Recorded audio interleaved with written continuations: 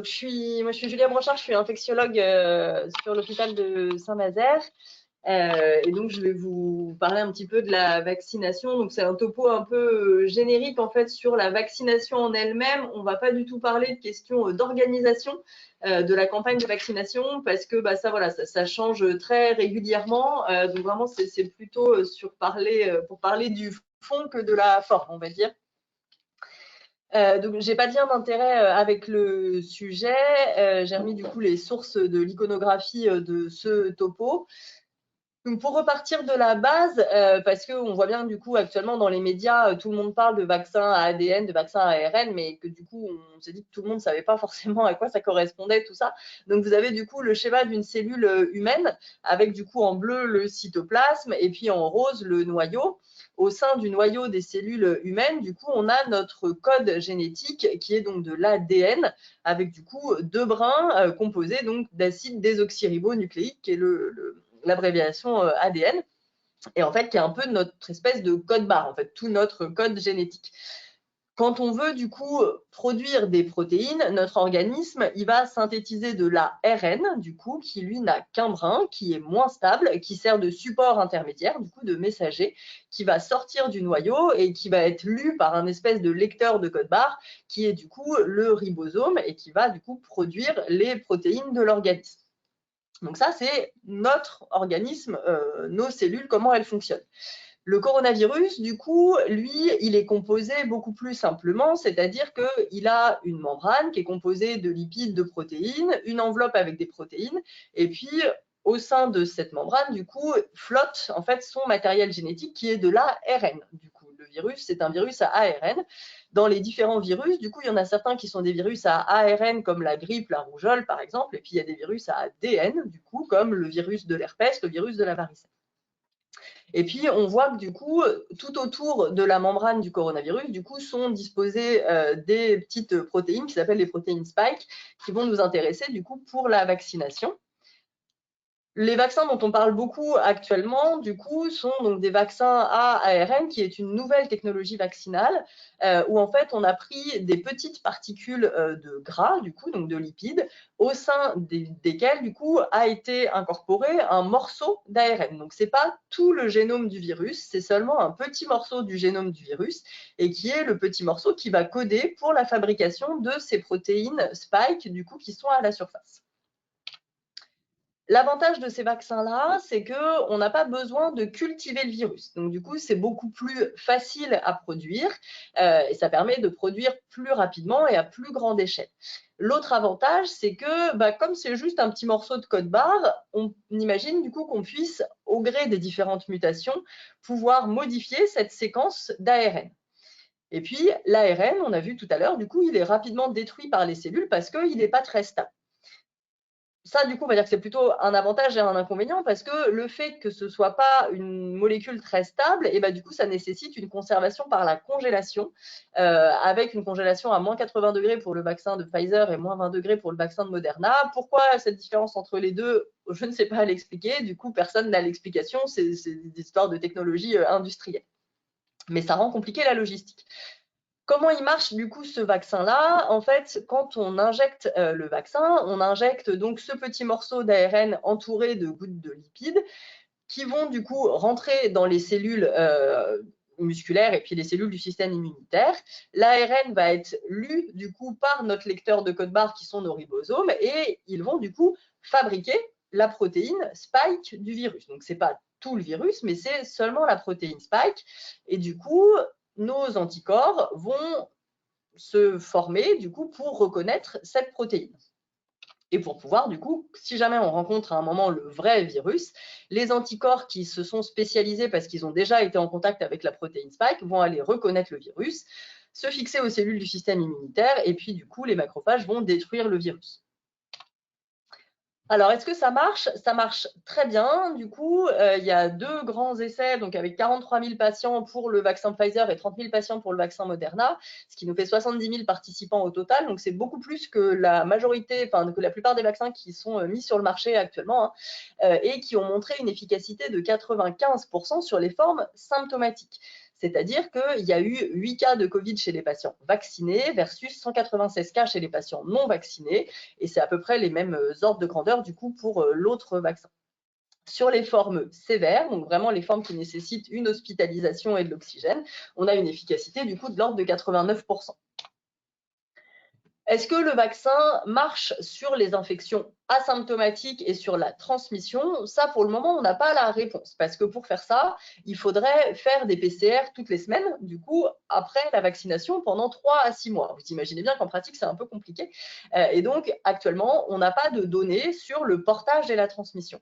Ça va venir, hein, au fur et à mesure de l'utilisation des vaccins, on va acquérir ces données-là, mais pour le moment, du coup, on ne les a pas. Ces données, elles ont été par contre acquises avec le vaccin AstraZeneca, qui est un vaccin avec une technologie un petit peu différente, avec un vecteur viral, où ils ont fait ça, ils ont fait des PCR toutes les semaines après les vaccins, et ils ont montré qu'ils avaient une protection de l'ordre de 60% contre les formes asymptomatiques. Est-ce qu'il y a des effets secondaires? Alors, il y a des effets secondaires mineurs, du coup, qui sont des effets secondaires locaux, du coup, avec une rougeur, une douleur sur le point d'injection pour à peu près 75% des gens, comme la majorité des vaccins, qui durent en moyenne une journée. Il y a également des effets secondaires généraux, du coup, donc à type de fatigue, maux de tête, myalgie.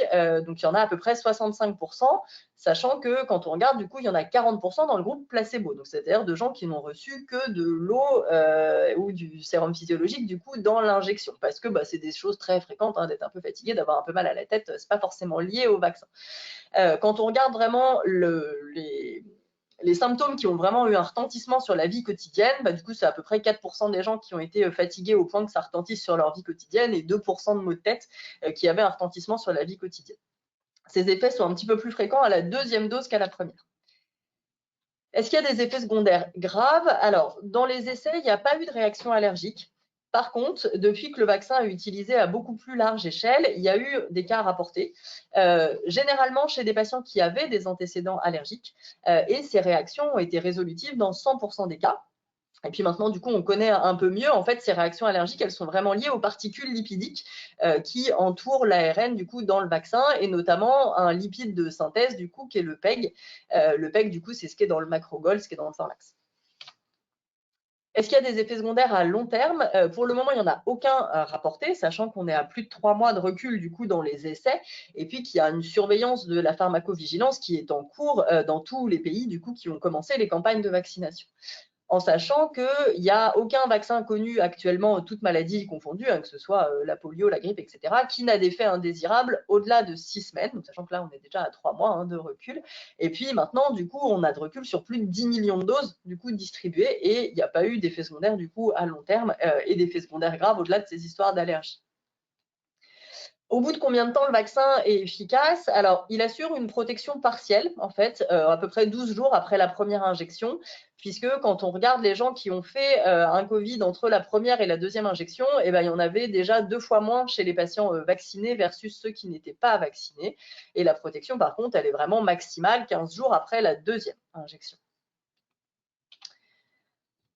La question du décalage de la deuxième dose, alors ça, du coup, c'est une grande question actuellement, c'est une question surtout politique, en fait.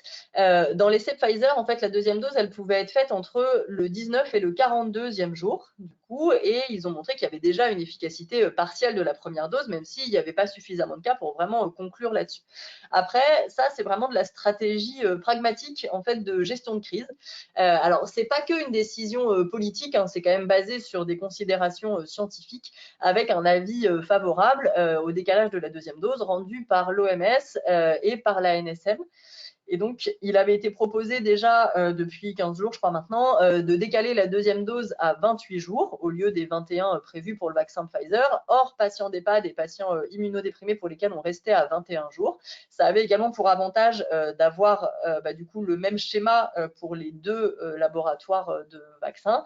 Et puis là, tout récemment, l'HAS a émis un avis du coup en disant qu'on pouvait décaler cette deuxième dose jusqu'à 6 semaines, surtout dans l'idée en fait de pouvoir vacciner déjà le plus largement possible avec la première dose.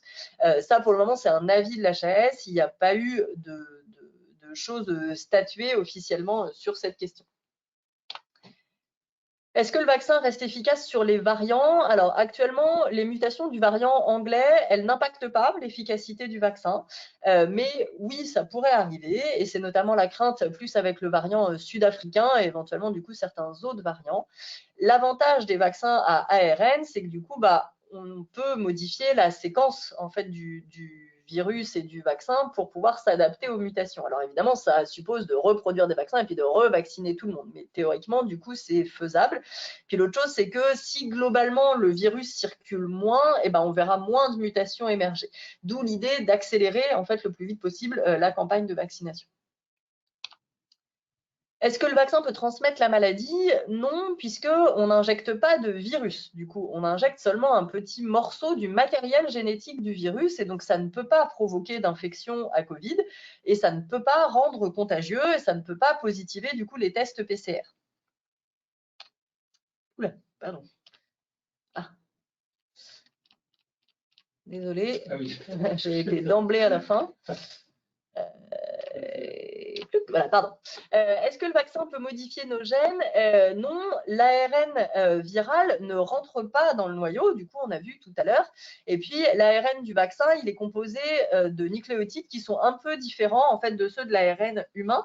Et puis dans notre organisme, la synthèse des protéines, elle se fait dans le sens l'ADN vers l'ARN vers les protéines. Nous n'avons pas d'enzymes qui permettent d'inverser ce sens, de passer de l'ARN à l'ADN. Donc, c'est un vaccin du coup composé avec des nanoparticules lipidiques. Alors, le terme de nanoparticules, ça fait un peu peur, parce que c'est quelque chose dont on a pas mal entendu parler ces dernières années sur des questions environnementales, dans les cosmétiques, etc. Faut savoir que c'est un terme générique, en fait, le terme de nanoparticules, et que ça regroupe beaucoup de choses. En fait, c'est une définition physique qui est liée à la taille, du coup. Comme ce sont des enveloppes lipidiques avec une taille inférieure à 0,1 micron, du coup, ce qui fait inférieur à 0,0001 mm, ce sont des nanoparticules. Du coup, c'est la définition. Mais après, dans les nanoparticules, il y a des nanoparticules dans notre organisme, il y en a dans l'environnement, et puis il y en a des synthétiques, du coup, elles ne sont pas forcément toutes dangereuses. Est-ce que le vaccin contient des adjuvants? Non. Du coup, les adjuvants sont des substances en fait qui sont ajoutées à l'antigène microbien pour les vaccins où on va injecter directement des protéines de virus ou un virus inactivé pour augmenter la réponse immunitaire et donc augmenter l'efficacité du vaccin. L'adjuvant le plus courant, ce sont donc les sels d'aluminium, parce que c'est l'adjuvant le plus efficace et le mieux toléré. Donc, on ne va pas refaire du coup le débat sur les adjuvants dans les vaccins, mais les vaccins à ARN, en tout cas, du coup, ne contiennent pas d'adjuvant ni de conservateur. Alors, on peut se dire, ça a quand même été très très vite pour mettre du coup ce nouveau vaccin sur le marché et ça peut poser des questions. Du coup, on peut se dire, il y a des étapes de sécurité qui ont été sautées. Alors, ce qu'il faut bien comprendre, c'est que on n'est pas parti de zéro en fait depuis début 2020. En fait, la technologie des vaccins à ARN, c'est une technologie qui est étudiée depuis plus de 20 ans. En fait, ça n'a pas été inventé cette année. Et puis la deuxième chose, c'est que l'immunité contre les coronavirus, elle avait déjà été étudiée lors des précédentes épidémies, lors de l'épidémie de SRAS en 2003 et puis lors de l'épidémie du MERS coronavirus qui existe au Moyen-Orient depuis 2012. Donc on connaissait en fait déjà pas mal de choses sur l'immunité liée au coronavirus. C'est pareil, on n'est pas parti de zéro. Et puis là, ce qui a changé beaucoup de choses, c'est les moyens en fait inédits donnés à la recherche, avec vraiment des collaborations importantes en fait entre États, des collaborations publiques-privées. Le fait que ce soit des vaccins qui soient faciles à produire. Et puis, l'autre chose qui est importante, c'est que ce n'est pas tellement le délai. L'important, surtout, c'est le nombre de patients chez qui ces vaccins ont été testés. Et ça, pour le coup, l'avantage, c'est que là, il y avait de nombreux patients qui étaient volontaires pour être inclus dans les essais. Et puis, l'autre chose, c'est que habituellement, quand on veut mettre un nouveau vaccin sur le marché, autant dans un laboratoire, on peut inoculer à un animal la maladie après l'avoir vacciné, autant en pratique, évidemment, on ne fait pas ça. En pratique, on vaccine les gens et puis on regarde s'ils attrapent la maladie. Et du coup, sur des maladies pas très fréquentes, ça met du temps, en fait, avant de voir s'il y a une différence entre les gens qui sont vaccinés et ceux qui ne le sont pas. Là, pour le coup, l'avantage, entre guillemets, dans une situation de pandémie, c'est que du coup, comme plein de gens sont facilement exposés à la maladie, et assez vite, en fait, on peut montrer que ceux qui sont vaccinés sont moins malades que les autres. Et c'est ça, du coup, qui fait que le vaccin a pu être mis sur le marché aussi vite parce qu'en fait, on a très vite eu des données d'efficacité. À l'inverse, on peut se dire, bah, ça a été vite pour le mettre sur le marché, mais maintenant qu'il est sur le marché, du coup, c'est un peu long à vacciner, du coup, notamment en France. Alors, ça, c'est lié à plusieurs choses. Il y a vraiment des difficultés logistiques, du coup, avec les chaînes d'approvisionnement, notamment liées à ces histoires de congélation et de super congélateurs. Il y a quand même il y a eu, en tout cas, au début, une lourdeur administrative avec du coup la consultation prévaccinale, le fait d'avoir un logiciel dédié de traçabilité, etc. Tout ça fait que ça a été un peu compliqué, du coup, la mise en œuvre. Et puis, toutes les autorisations et toutes les procédures, en fait, tout s'est passé les 15 derniers jours de décembre. Et du coup, bah, vous imaginez bien que c'est une période où globalement, il ne se passe pas grand-chose et c'est un peu compliqué pour mettre des choses en place dans les EHPAD et dans les hôpitaux. Là, du coup, ça a tendance quand même à s'accélérer un peu. Est-ce que le vaccin est à risque de déclencher des poussées de maladies auto-immunes? Alors, il faut savoir qu'il n'y a aucun vaccin qui ne donne de maladies auto-immunes, mais par contre, certains vaccins peuvent parfois favoriser les poussées d'une maladie auto-immune sous-jacente, tout comme les infections, et d'ailleurs, même très souvent, les infections provoquent plus de poussées de maladies auto-immunes que le vaccin. Les nucléotides du vaccin, on a dit tout à l'heure, ils sont légèrement différents en fait des nucléotides naturels pour atténuer ce risque de réaction inflammatoire. Et avec le recul actuel, du coup de 3 mois, on n'a pas vu de poussée de maladies dits immunitaires suite à la vaccination, en tout cas avec les vaccins à ARN. Pour les patients immunodéprimés, alors comme pour tous les vaccins, bah, par définition, ils ont une moins bonne réponse immunitaire et donc certainement que l'efficacité, elle est moindre. Il n'y a pas eu suffisamment de patients inclus dans les essais pour pouvoir vraiment avoir des données spécifiques à ce groupe-là. En tout cas, s'il n'y a pas de contre-indication, puisqu'on n'injecte pas de virus et donc du coup, ils ne sont pas à risque de développer la maladie. Ils risquent par contre de moins bien répondre au vaccin et donc d'où l'intérêt que leur entourage et les soignants qui s'en occupent soient vaccinés. Ça, c'est comme pour la grippe, hein, par exemple. Est-ce que le vaccin peut aggraver la maladie si jamais on est infecté par le Covid sans le savoir? Alors du coup, ça, probablement pas.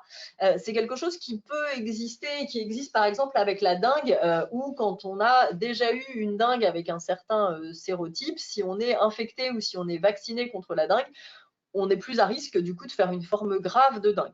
Ça, c'est un phénomène qui s'appelle les anticorps facilitants, du coup, c'est-à-dire qu'on a développé des anticorps contre un virus ou une bactérie, un parasite, et du coup qui font que si jamais on est réexposé ou qu'on est vacciné, ça va engendrer du coup un emballement du système immunitaire.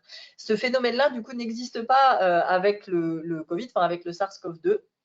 Et puis, dans l'étude du coup du vaccin Moderna, ils ont vacciné des gens qui avaient une PCR Covid positive, mais qui étaient asymptomatiques et il ne s'est rien passé de particulier. Il n'y a pas eu du coup d'effets secondaires et notamment pas de forme plus grave de Covid chez ces patients. Est-ce qu'on peut vacciner les femmes enceintes? Alors actuellement, on n'a pas de données. Il y a des études qui sont prévues. Au vu du mécanisme de la vaccination, bon, il est peu probable qu'il y ait un effet secondaire quelconque, hein, notamment sur le fœtus ou sur la grossesse en elle-même. Dans les essais, il y a eu en fait des grossesses inattendues, c'est-à-dire que si les femmes étaient enceintes, elles n'étaient pas incluses, mais c'est arrivé que quelques jours après la vaccination ou quelques semaines après, des femmes du coup découvrent qu'elles étaient enceintes et puis qu'elles l'étaient au moment de se faire vacciner et il ne s'est rien passé de particulier. Pour les enfants, du coup, on n'a pas de données. Actuellement, les enfants n'étaient pas inclus dans les essais vaccinaux. Pour le moment, il n'est pas prévu de les vacciner puisque actuellement, la stratégie de vaccination, elle est principalement pour protéger les gens à titre individuel, du coup, pour éviter qu'ils fassent des formes graves de Covid. Si à un moment, du coup, on décide de vacciner toute la population pour réduire la transmission, là, du coup, on pourra se poser la question de vacciner les enfants, mais pour le moment, ce n'est pas à l'ordre du jour. Et donc, du coup, on n'a pas de données. Les vaccins n'ont pas d'AMM, du coup, pour les enfants. Est-ce que si on vaccine une grande partie de la population, on limitera la circulation du Covid? Alors ça, actuellement, ce n'est pas l'objectif. Le premier objectif, c'est vraiment de protéger les personnes à risque pour éviter les hospitalisations et les décès. Dans un deuxième temps, si vraiment on a des données sur l'efficacité contre l'infection et pas seulement contre la maladie, et notamment du coup des données d'efficacité sur la transmission de la maladie, oui, ce sera intéressant de vacciner toute la population, ou en tout cas la plus grande partie de la population possible, pour obtenir une immunité de groupe. Mais actuellement, du coup, on n'en est pas là parce que, un, on n'a pas les données, et deux, logistiquement, c'est déjà compliqué de vacciner les gens pour eux-mêmes.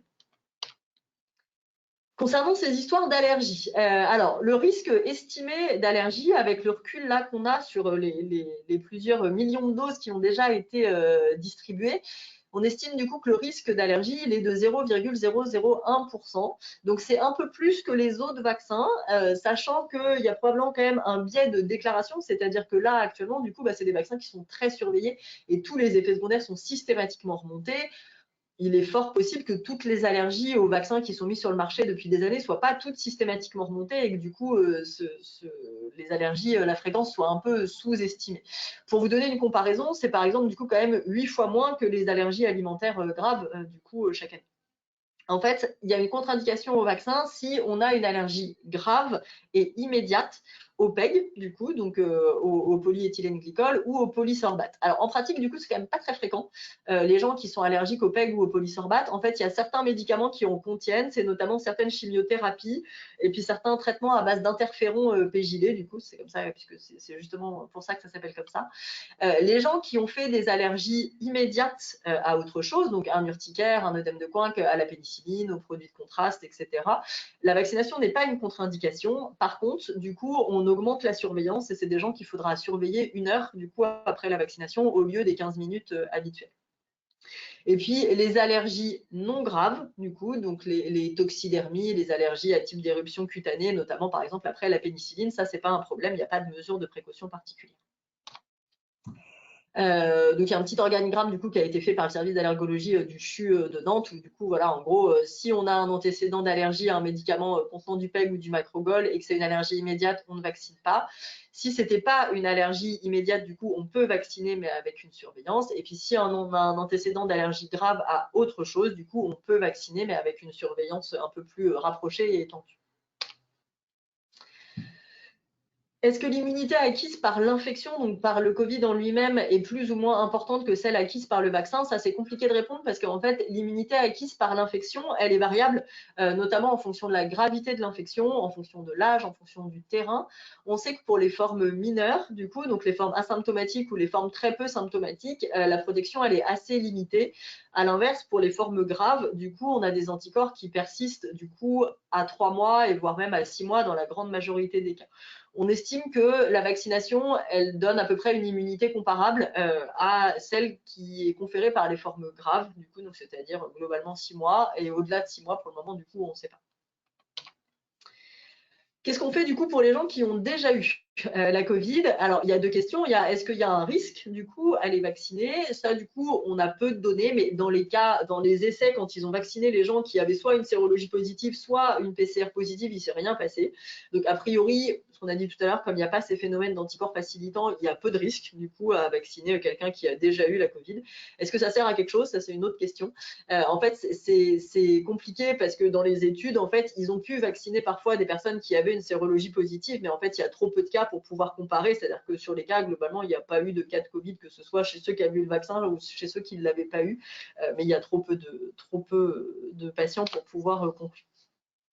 Donc, comment on fait en pratique? Alors, du coup, les gens qui ont eu une PCR Covid positive, mais qui sont restés asymptomatiques, notamment les gens qui ont été testés dans le cadre du coup des contacts, on peut les vacciner après un délai minimal de 14 jours après la PCR, notamment pour être sûr qu'ils restent bien asymptomatiques après cette PCR.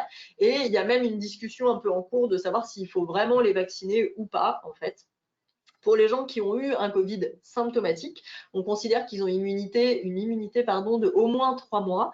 Et donc, actuellement, du coup, on ne les vaccine pas. Ce n'est pas une contre-indication et c'est juste que ça sert probablement à rien. Et que dans la situation actuelle déjà de tension d'approvisionnement, du coup, on ne le fait pas. Et donc, si les gens veulent être vaccinés, légalement, ils peuvent, du coup, mais en tout cas avec un délai minimum de 3 mois et voire même, du coup, on discute actuellement de le repousser à 6 mois.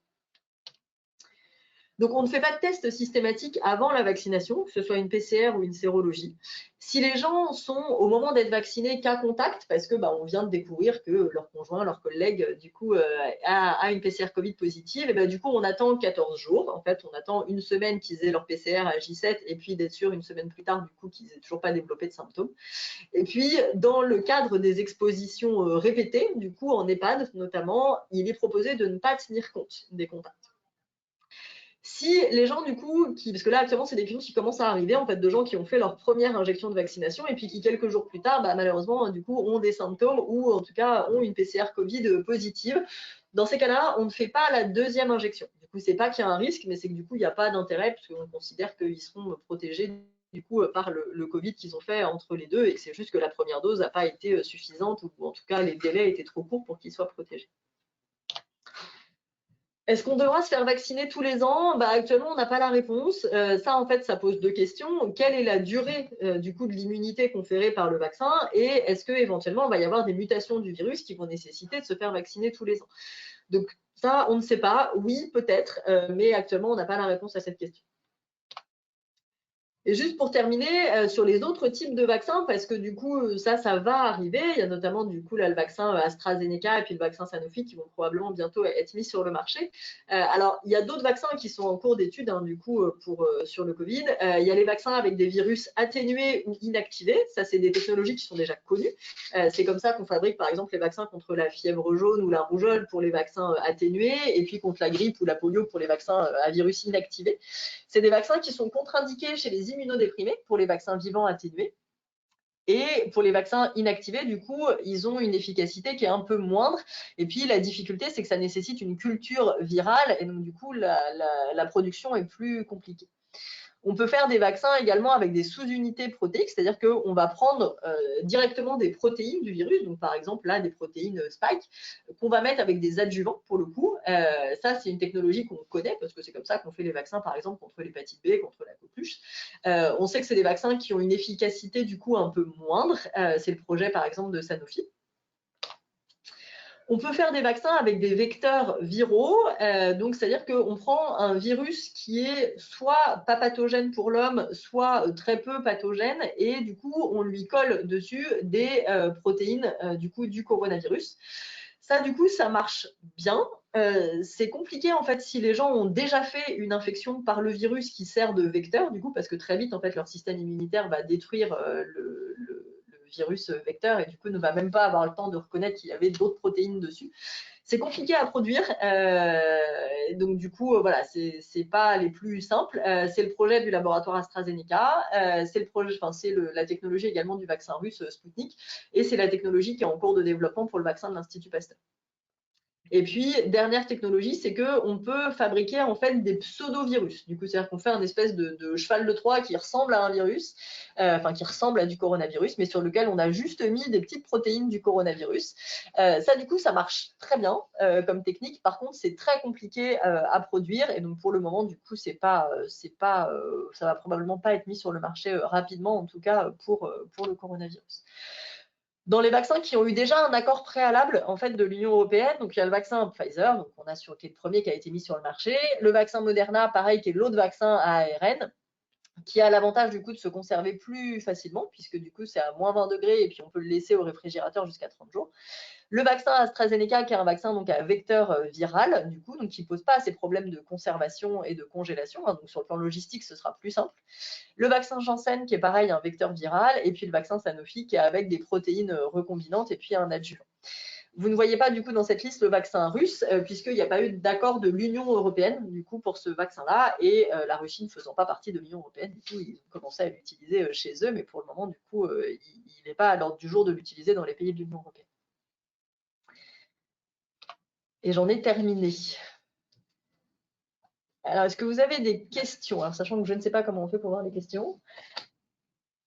Très bien, merci Julia. Alors, attends, je vais mettre tout par là. Voilà. Alors, les questions, on les a. Mélissa et Séverine ont dû regarder les questions.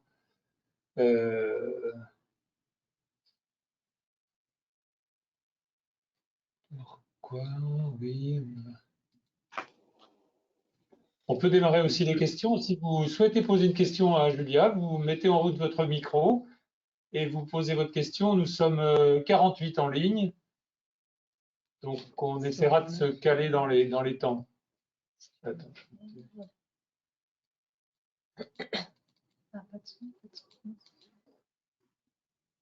Je peux commencer par une question peut-être pour débuter. C'est Gabriel. Est-ce que, donc Julia, merci, tu as dit qu'après une vaccination et une infection post-vaccination, on ne faisait pas la seconde dose. Ouais. Est-ce qu'il est prévu qu'elle soit faite 3 mois après ou pas du tout? Pour le moment, non, probablement pas du tout, mais parce que du coup, voilà, on sait pas trop. On sait qu'en tout cas, au moins pendant 3 mois, on est tranquille. Mais après, au-delà de 3 mois, pour le moment, on sait pas trop. Après, déjà, le fait de ne pas la faire, c'est des questions en fait qui viennent juste d'apparaître en fait clairement.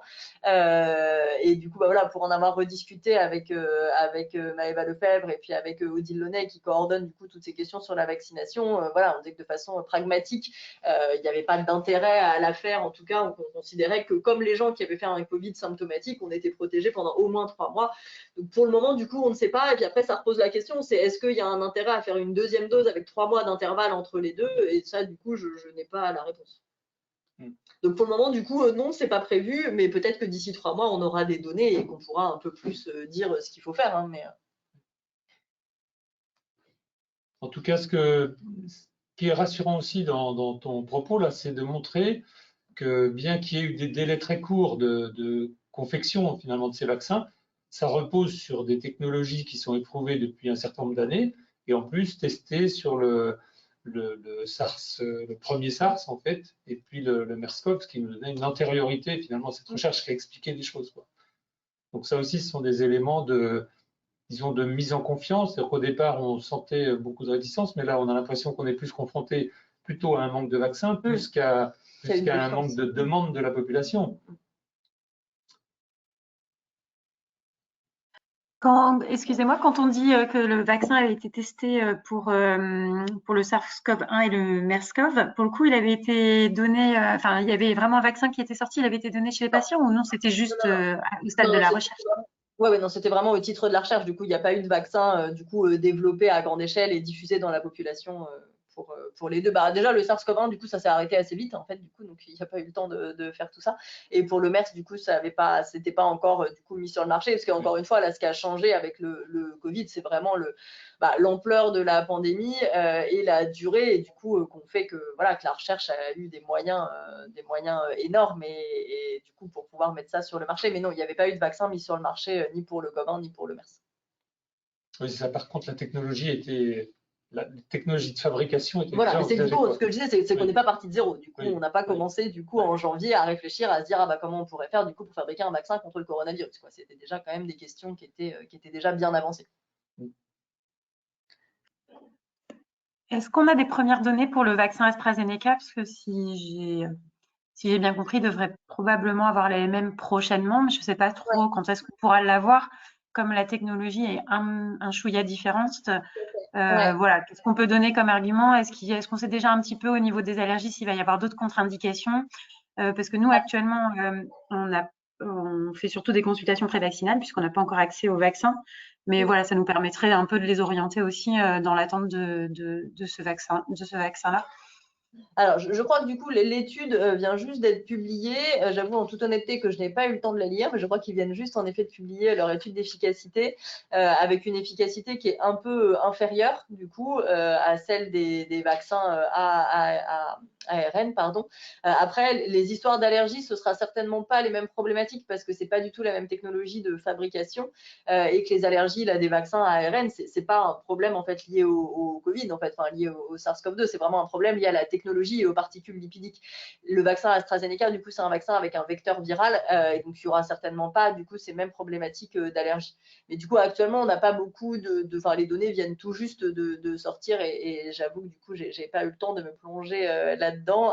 Après, oui, je pense que ça va certainement arriver du coup au courant en février, hein, du coup, et comment on va l'intégrer dans la technologie, enfin dans la campagne de vaccination entre les différents vaccins, ça pour le moment j'ai pas la réponse.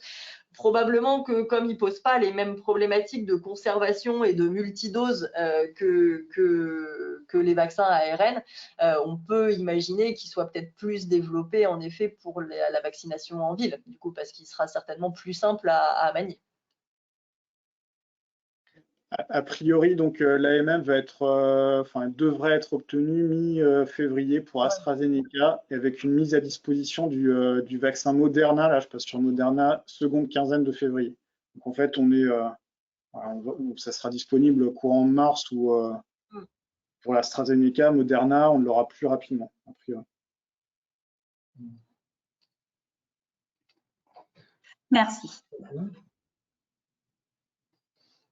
Oui, bien, merci Julia là, C'est pour moi. tous ces... J'ai une petite question, Isabelle, au CMPR Côte d'Amour, par rapport à la vaccination des patients. Quelle est la stratégie? Enfin, voilà, qu'est-ce qui est déjà fait actuellement? Est-ce que vous Bah, avez des... Actuellement, on est un peu coincé, en fait, parce qu'actuellement, on a surtout un problème de dose. C'est-à-dire qu'en fait, actuellement, du coup, les patients de plus de 75 ans et ceux qui ont des facteurs de risque importants, du coup, pour le Covid, se font vacciner dans les centres de vaccination. Alors, pour répondre, du coup, localement, en tout cas, je laisserai peut-être Gabriel plus répondre sur la région nantaise, mais en tout cas, nous, localement, du coup, sur la presqu'île, c'est le centre de vaccination de Saint-Nazaire de la CPM et qui, clairement, du coup, est déjà totalement débordé et n'a plus aucun créneau avant le mois de mars. Donc du coup pour le moment, bah voilà, parce que du coup enfin il y a à peu près 50% des doses allouées qui arrivent effectivement. Donc du coup actuellement, bah on est un peu coincé quoi. Après je crois qu'à Nantes c'est un peu plus simple. Enfin tout est relatif, mais en tout cas il y a moins de problèmes de tension d'approvisionnement. Donc je saurais pas répondre à la question pour la région nantaise, mais Pour la région nantaise, bon, c'est vous qui êtes les mieux placés pour répondre. Hein. Ouais, Catherine. mais sur la région nantaise, c'est pareil, hein, c'est sous tension. Les premières doses, notamment, il n'y a plus de créneaux. J'ai regardé ce matin un petit peu, j'ai cliqué sur les différents liens en fonction des centres et tout est complet pour la première dose. Il y a des places pour la deuxième dose courant février, mais c'est pareil, c'est compliqué d'obtenir des rendez-vous actuellement. Donc ça veut dire que pour l'instant, les patients hospitalisés répondant à ces critères ne sont pas vaccinés, c'est ça? c'est ça. D'accord. Ok, merci. J'ai cru comprendre aussi, Odile Launay, que vous connaissez probablement tous, avait aussi cette réponse-là de dire que dans un contexte d'hospitalisation, ils étaient quand même très réticents à la vaccination. Je ne sais pas si Julia, tu as eu ce sentiment-là. Bah, alors après, je pense qu'il y a plusieurs problématiques du coup, parce que, enfin, je pense que ça pose plusieurs questions. C'est du coup, est-ce que c'est le meilleur moment pour vacciner les gens? Du coup, enfin, est-ce qu'ils sont au meilleur en gros de leur immunité pour pouvoir répondre au vaccin? Ça, je pense que faut quand même un peu, enfin, c'est un peu difficile de faire un gros pack hospitalisation parce que tout dépend pourquoi les gens sont hospitalisés, depuis combien de temps, etc. Et notamment par rapport à la question que posait Isabelle, typiquement dans un contexte de centre de rééducation, dans l'idée, je vois pas trop quel est le problème. Après, du coup, il y a toute la problématique logistique, en fait, aussi enfin, en tout cas, actuellement, avec les vaccins ARN, c'est que du coup, c'est ce qu'on disait, c'est que même si on fait la première dose tant qu'ils sont hospitalisés, tout le problème, c'est comment on fait pour la deuxième dose, du coup, parce que probablement qu'ils seront sortis et que du coup, bah, en ville, il n'y a pas les créneaux, enfin, ça pose plein de problèmes, hein. Après, de vacciner les gens, du coup, quand ils viennent juste d'arriver à l'hôpital, en effet, c'est probablement pas le meilleur moment pour avoir la meilleure réponse immunitaire. Parce que du coup, ce qu'on pensait faire si on le faisait, c'était soit s'assurer qu'ils sont bien là sur 21 jours, parce qu'on reste sur 21 jours, si j'ai bien compris, pour les patients, ou les reconvoquer, si c'était pas le cas. Mais c'est vrai qu'en termes de logistique, déjà qu'en plus, là, on a des petits nombres de vaccinés, donc, enfin, voilà, concrètement, c'est pas simple, quoi. Oui, c'est certain, hein. Non, mais en fait, on a plein de problématiques logistiques, hein, du coup, avec cette histoire, hein. Ouais. Très bien, je pense qu'il y a un certain nombre de questions encore, mais vu l'heure qui tourne, on va peut-être s'en tenir là pour ce premier exposé. Les diapos seront mises à disposition, je pense, par le CEPIAS, il n'y a pas de problème pour les gens qui les ont demandés. Et puis, il y a un enregistrement aussi qui tourne, là, Gabriel l'a précisé, pour les premiers membres qui étaient inscrits. Donc, ce que je vous propose, c'est peut-être que, merci Julia pour cette présentation, et que Gabriel, tu reprennes la main pour Catherine Robin-Lecomte, qui nous présente des aspects très pratiques de la mise en œuvre de la vaccination. Ouais. Merci Benoît. Donc, je vais laisser donc, nos deux oratrices se présenter. Ça va être plus simple. Comme ça, vous aurez les vraies informations. Donc, bonjour, moi je suis Catherine Robin-Lecomte, je suis infirmière dans l'équipe de coordination du Centre fédératif prévention dépistage, donc au CHU de Nantes. Bonjour, donc moi c'est Paola Delbo, je suis infirmière au centre de vaccination au CHU de Nantes. Et donc, oui, l'objectif du quart d'heure, les 20 minutes qui viennent, c'est vraiment de parler pratico-pratique sur la vaccination. Là, vous avez eu l'aspect théorique des choses et là, Paola et Catherine vont nous présenter des choses vraiment très concrètes. Voilà. Je vous laisse là. Et ce qu'on vous propose, c'est de partir d'une vidéo qui a été faite au CHU de Nantes et puis on va la séquencer et faire des points à différentes étapes pour clarifier des choses s'il y a besoin ou répondre aux questions des infirmières notamment s'il y a besoin aussi. Donc si ça vous convient de faire comme ça. On part là-dessus. On va voilà. vous passer une vidéo. Donc là, je suis sur le site internet du CEPIAS et si vous allez dans médico-social et documents, vous allez arriver sur une page actualité vaccination contre la Covid-19 qui en fait reprend l'ensemble du kit du gérontopôle avec des documents qui viennent du CFPD 44, du CHU d'Angers. Enfin, il y a un florilège de documents. Donc je lance la vidéo si vous êtes d'accord. On met en plein écran et on est parti. Puis on me dit quand. Ouais, donc là, on peut démarrer. Ah, alors attendez. Si c'est ça. Non, j'ai juste fait une erreur que je fais régulièrement. C'est qu'il faut inclure le son. Sinon, on ne va pas y arriver. On a découvert récemment ça. Alors, bien sûr,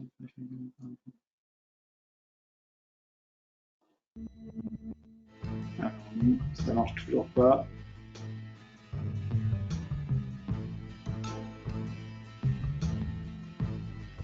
Est-ce que vous avez le son? Oui. C'est bon pour vous pour le son? Oui, ça marche. Ok. Alors. Oui. À la pharmacie, le vaccin est conservé dans un congélateur à -80. Et à partir du moment où le service exprime un besoin, une commande pour vacciner soit des patients, soit du personnel de l'établissement, le vaccin sera décongé ici à la pharmacie, puis expédié grâce à un transporteur dédié entre 2 et 8 degrés. Donc, à réception dans le service, les infirmières devront accuser réception du traitement, le conserver tout de suite dans le réfrigérateur du service entre 2 et 8 degrés, suivre la température du réfrigérateur, c'est une recommandation de Santé publique France. Parce qu'à partir du moment où on sort un flacon de vaccin du congélateur -80, la péremption est de 5 jours entre 2 et 8 degrés, c'est-à-dire dans le réfrigérateur du service. Et après reconstitution, le vaccin a une péremption de 6 heures. Ok. Alors, on stop. Je remets en.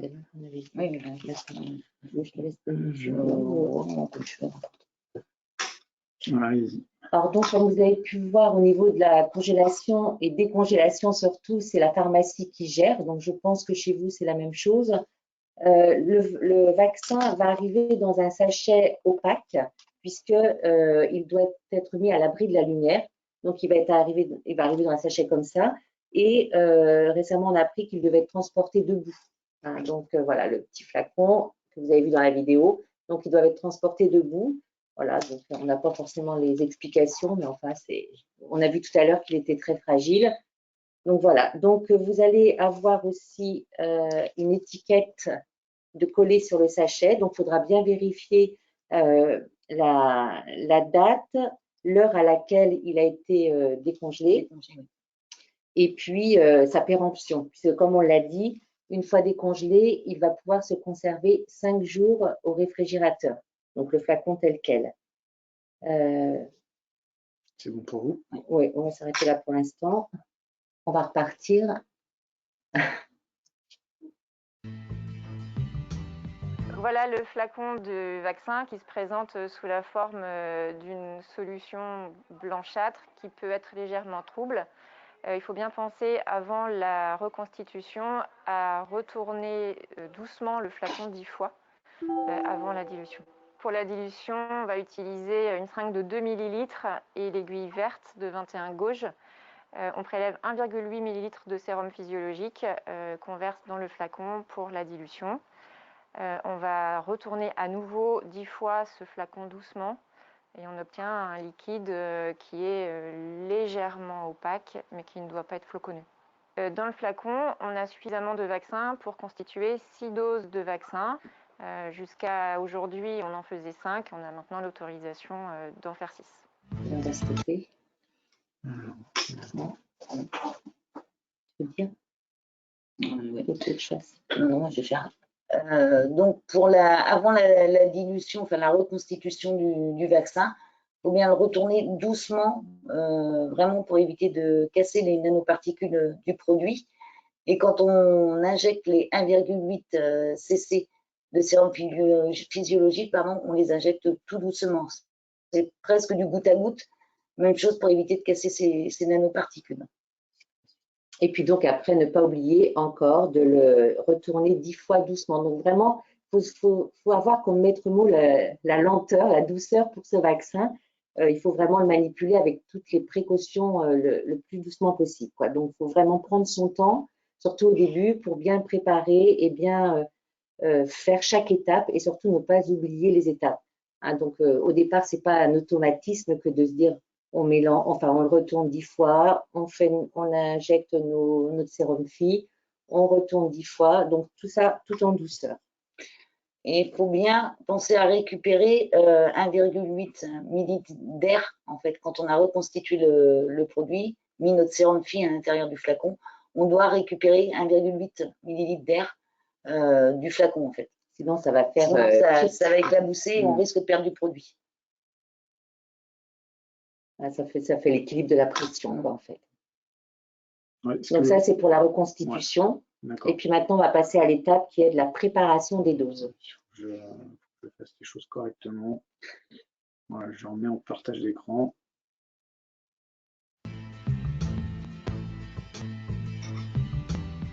On va donc utiliser la seringue à tuberculine sertie de l'aiguille à tuberculine qui est très fine.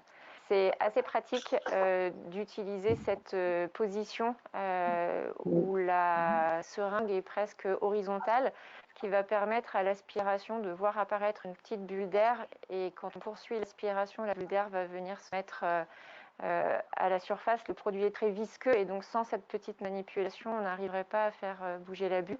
Et il ne faut surtout pas tapoter la seringue pour faire bouger la bulle, sans quoi on risque d'abîmer le produit vaccinal. Le piston a une petite tendance à bouger lui-même, donc il faut le retenir avec le bout de l'index et vous ajustez bien le piston pour arriver au 0,3 ml. Au-dessus, vous gardez donc cette fameuse bulle d'air qui va nous servir après. Si vous avez aspiré un petit peu plus que 0,3 ml, vous retournez le flacon et vous pouvez retirer le surplus dans le flacon pour ne pas perdre de produit. Les flacons sont livrés par la pharmacie avec des étiquettes. Le numéro de lot est déjà écrit. Donc vous rajoutez l'heure et la date de dilution du produit. Et à partir de cette heure-là, vous allez compter 6 heures de plus pour la péremption. Une fois la préparation de la dose faite, on retire l'aiguille tuberculine pour la remplacer par une aiguille qui va servir à l'injection intramusculaire à la personne vaccinée. On utilise pour ça des aiguilles entre 21 gauges et 25 gauges en fonction de la corpulence du patient et en fonction d'une prise ou non d'anticoagulants. Donc 21 ou 23 gauges d'une manière générale, et 25 gauges absolument si la personne est sous anticoagulant. 21 gauges, c'est l'aiguille qui est verte. 23 gauges, c'est l'aiguille qui est bleue. Et la 25 gauges, c'est l'aiguille qui est orange. Et attention de bien utiliser la 25 gauges longue pour être en intramusculaire et ne pas prendre une aiguille sous-cutanée.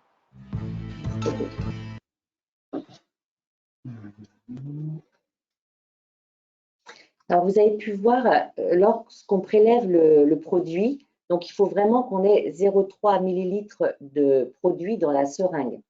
Et comme on va changer l'aiguille, donc pour être sûr qu'on injecte les 0,3 ml et qu'il ne reste rien dans l'aiguille ensuite, c'est la raison pour laquelle on va aspirer cette petite bulle d'air qu'on va mettre derrière le produit, qui va permettre de pousser tout le produit lors de l'injection.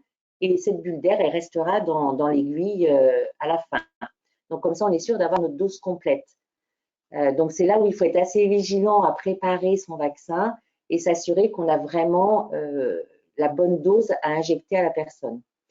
Donc là, vous nous direz tout à l'heure, lors des échanges, quel est le matériel qui vous est livré, parce que là, donc l'explication est donnée avec une seringue à tuberculine, avec une aiguille sous-cutanée pour le prélèvement, et ensuite on change son aiguille pour l'injection puisque c'est en intramusculaire. tout en sachant que là, l'État a fourni des aiguilles rouges, donc qui ne sont pas présentées dans la vidéo. Donc, je ne sais pas ce qui a été donné aux EHPAD, mais il est possible que ce soit ces petites aiguilles qui font 25 mm. Voilà, donc je ne sais pas si vous les voyez bien à l'écran. Vous nous direz tout à l'heure.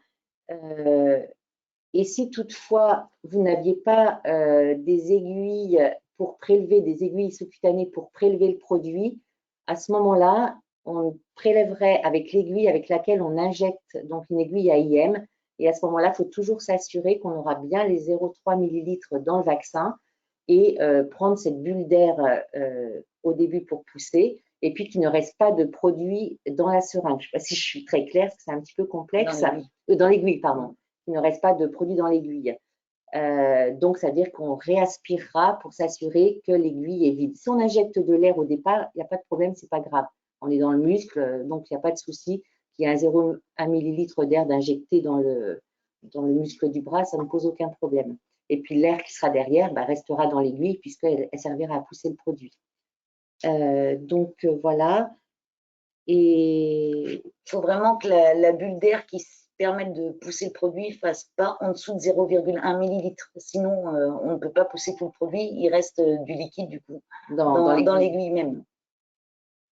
Voilà, donc c'est là où il faudra, pour celles qui n'ont pas encore préparé le vaccin, au départ, il faut bien prendre son temps. Et si justement on veut réussir à prélever nos 6 doses, parce que si on a perdu un petit peu de produit, c'est pour ça que c'est noté, en fonction du matériel qu'on utilise, on peut ne pas réussir à faire les 6 doses.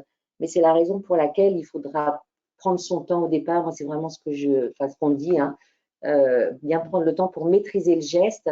Et c'est qu'au bout d'un petit moment, on acquiert cette dextérité qui va permettre de prélever nos 6 doses et puis surtout faut faire ça dans un espace où on est dans sa bulle, hein, j'ai envie de dire, pour bien préparer son vaccin et ne pas être perturbé par des allées et venues. Donc, il faut vraiment se mettre en condition et être tranquille à le préparer. Et éventuellement le faire à deux. Alors, nous, on fait… nous, on le fait à deux, parce que ça permet de faire les étapes en même temps et de se redire entre nous, enfin, de ne pas oublier d'étapes, surtout au départ, quand on ne maîtrise pas trop le geste. Et on compte en moyenne entre un quart d'heure et 20 minutes entre la reconstitution et le fait de préparer les 6 doses. Vraiment, au départ, c'est un temps assez long. Donc, à anticiper peut-être un petit peu avant de convoquer les gens. Ouais. En fait, faites en sorte d'avoir un petit peu de vaccin préparé à l'avance pour ne pas se retrouver dans la précipitation à devoir préparer des doses et puis d'être un petit peu dans le stress, quoi. Hein. Voilà, donc vraiment… Ok. Partage pour la fin. Oui, pour l'injection.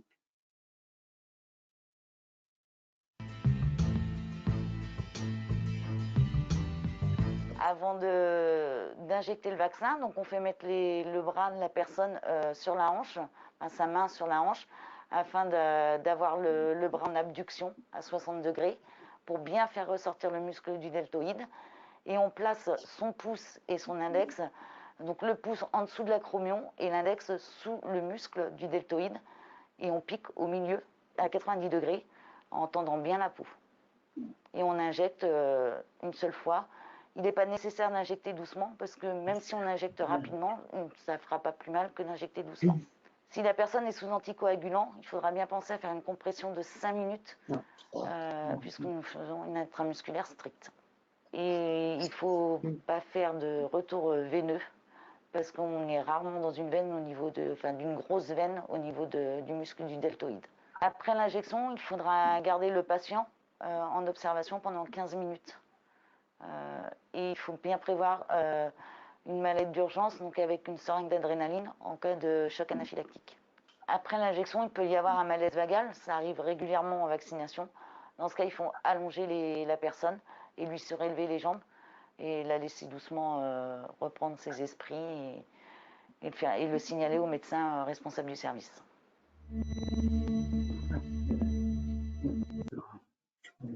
Voilà.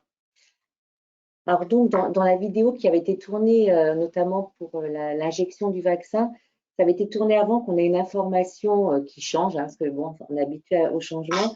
Donc, avec ce virus et ce vaccin du coup, c'est-à-dire que c'est dit de ne pas l'injecter forcément doucement, alors que s'il faut l'injecter doucement. Hein, donc 0,3 ml, c'est peu, hein, il n'y a pas beaucoup de produits, mais il faut quand même y aller doucement, parce que toujours pour les mêmes raisons, hein, on fait doucement pour tout, la préparation et l'injection.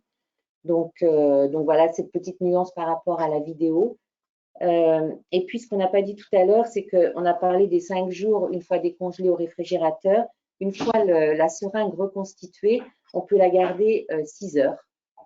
Donc elle peut être à air ambiante, hein, puisque c'est donc il n'y a pas de problème. Et par contre, si le flacon, si vous n'avez pas si vous devez transporter vos flacons avant reconstitution, là le flacon non reconstitué, une fois sorti du réfrigérateur, se garde seulement 2 heures en air ambiant. Donc c'est plus long une fois reconstitué, mais s'il n'est pas reconstitué, c'est 2 heures. Donc ça, en fonction des lieux où vous vaccinerez, s'il n'y a pas de frigo à côté, il ne faut pas en emmener trop à l'avance, il faut les préparer. Et puis, surtout, si on a le frigo, il ne faut pas en sortir trop à l'avance, il faut les sortir au fur et à mesure, en fait. Et il faut les sortir au fur et à mesure. Et puis, je voulais dire autre chose. 3 minutes et 5 minutes. Oui, alors oui, c'est ça. La compression, quand les patients sont sous anticoagulants, au départ, il était préconisé 5 minutes, et en fait, 3 minutes suffisent. Mais il faut bien comprimer, il ne faut pas frotter, en fait, il faut laisser une compresse et appuyer fermement à l'endroit de l'injection. Alors, puis c'est pareil, d'autres petites informations. Un flacon donc, peut faire 6 doses. Si on n'y arrive pas, on n'y arrive pas. On ne va pas prendre les fonds de flacon pour faire notre 6e dose. Hein, on ne fait pas de mélange de fonds de flacon. Et puis, quand on est infirmière, on a l'habitude de tapoter comme ça sur notre seringue. Et ben, ça, on ne fait pas non plus parce qu'on va détruire ces nanoparticules. Et donc, voilà. Donc, pas de. Si toutefois, quand on a prélevé sa dose de vaccin, on a un petit peu des bulles plein de bulles, enfin, on s'est dit, oh là là, j'ai complètement raté. Eh ben, on réinjecte, enfin, on ne sort pas de son flacon. Et puis, on va réinjecter son produit dans le flacon et on recommence. Hein, c'est pas grave dans la mesure où on reste doucement, voilà, on fait toujours doucement. Et puis dans la mesure où on est toujours dans son flacon, si j'ai des bulles, eh bien je les réinjecte dedans, enfin je réinjecte mon produit et je recommence tout doucement. Alors bien évidemment, hein, on n'a pas reparlé des règles d'asepsie, mais on se lave les mains, on a le gel hydroalcoolique à côté et puis on fait ça dans les règles de l'art de l'asepsie.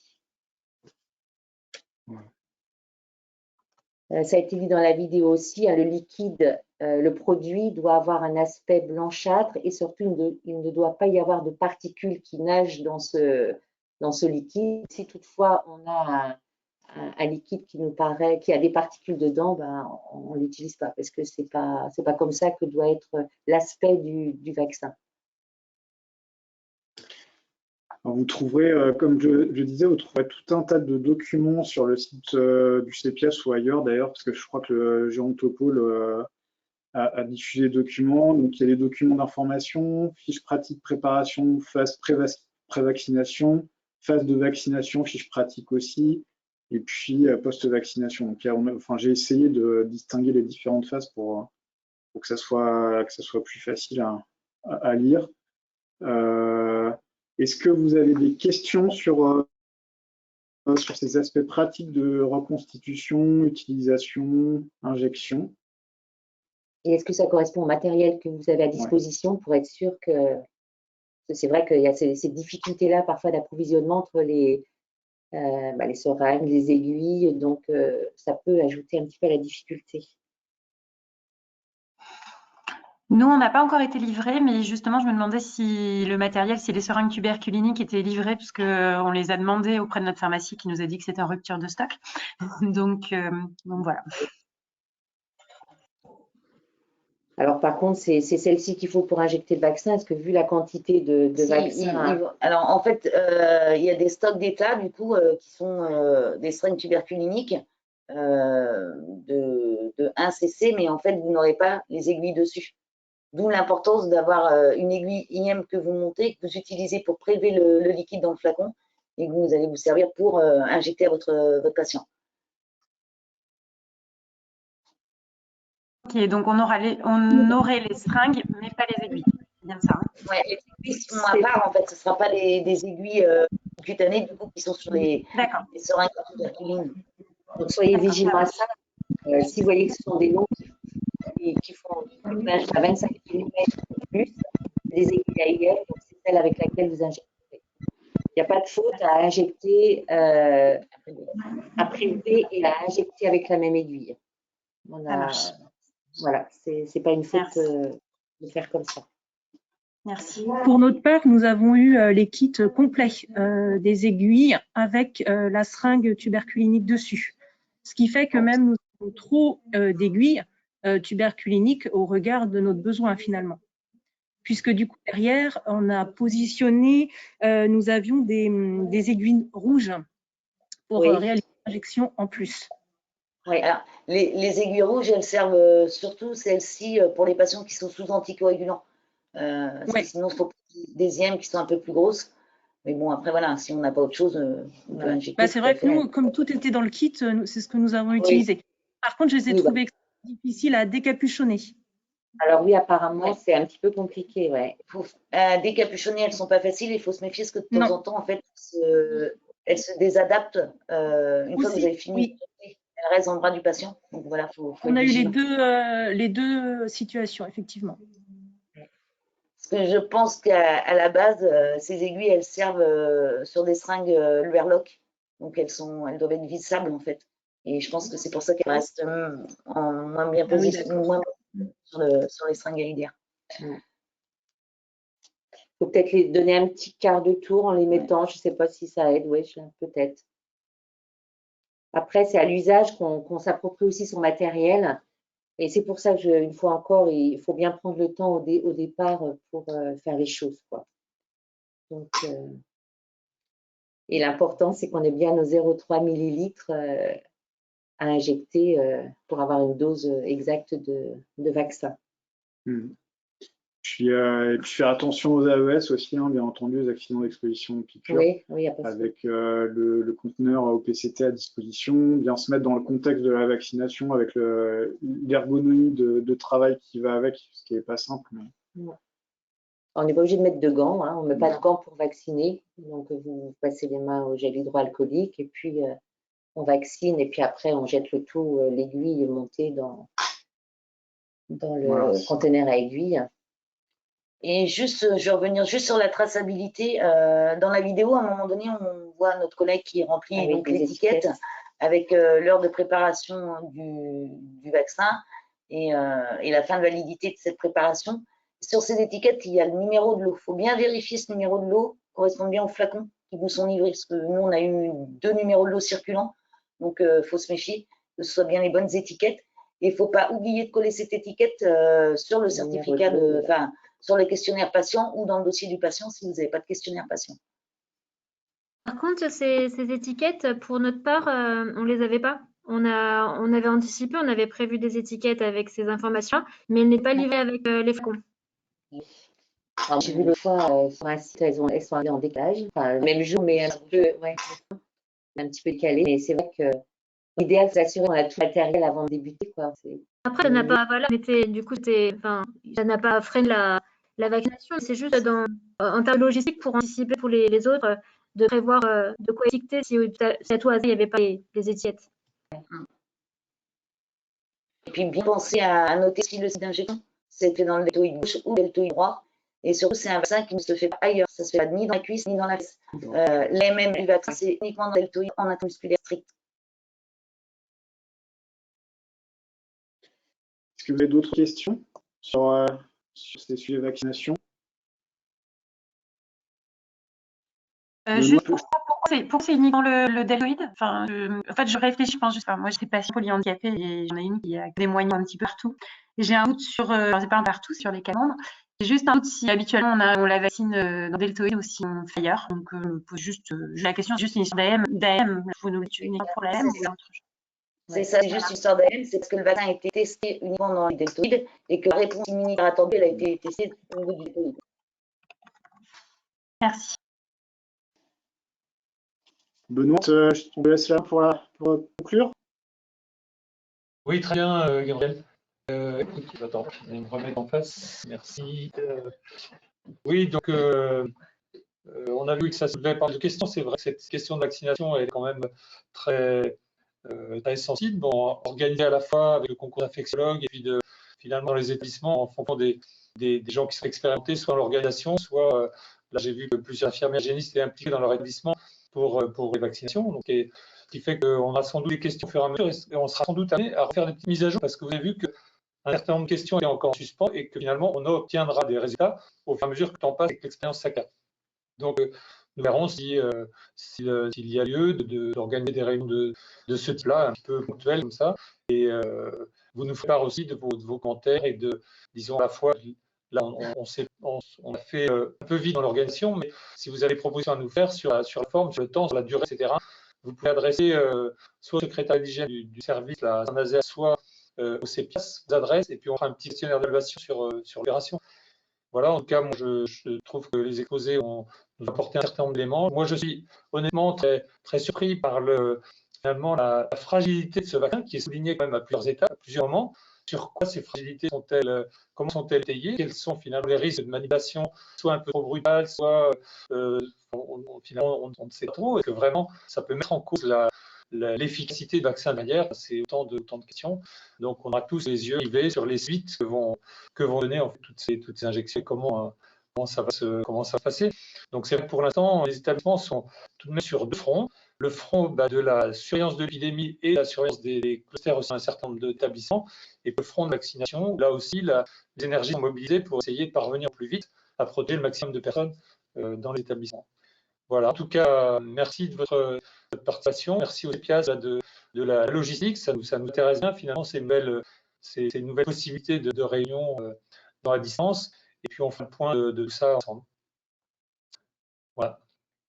Merci Benoît. Bonne soirée.